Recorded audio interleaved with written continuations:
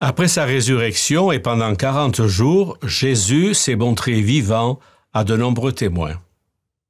Aujourd'hui, Jésus retourne définitivement vers son Père et son Dieu, vers notre Père et notre Dieu.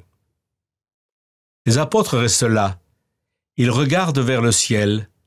Ils sont décontenancés, mais ils contemplent la gloire du Christ ressuscité, vainqueur du péché et de la mort. Contempler le Christ ressuscité, c'est croire qu'un jour, à notre tour, nous le rejoindrons auprès du Père.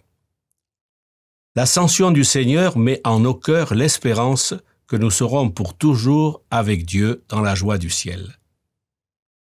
Contempler la gloire du Christ ressuscité, ce n'est pas s'évader de notre condition humaine. Au contraire, Jésus nous renvoie toujours vers les autres.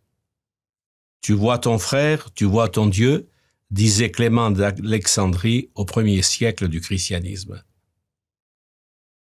Si, au jour de l'ascension de Jésus, les disciples ont été tentés de rester figés, les yeux fixés vers la nuée du ciel, des messagers de Dieu sont venus leur rappeler l'ordre de Jésus.